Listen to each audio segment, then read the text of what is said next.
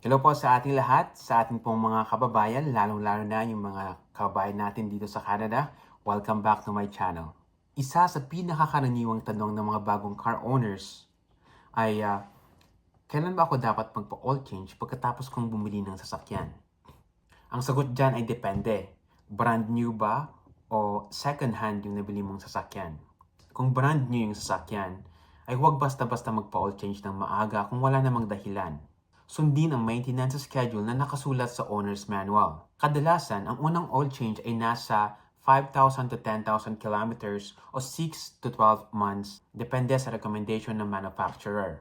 Ngayon, kung second hand naman yung nabili mong sasakyan, iba yung payo.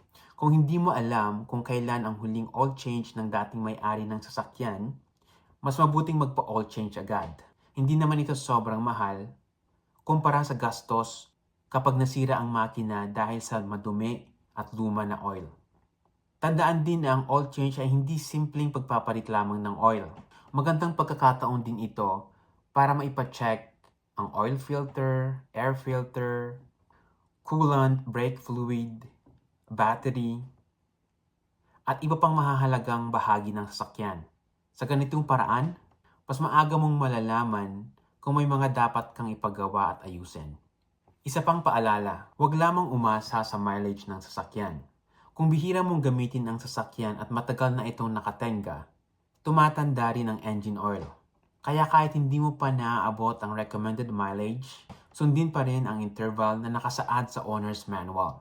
Sa madaling salita, kung brand new ang inyong sasakyan, sundin ang maintenance schedule ng manufacturer.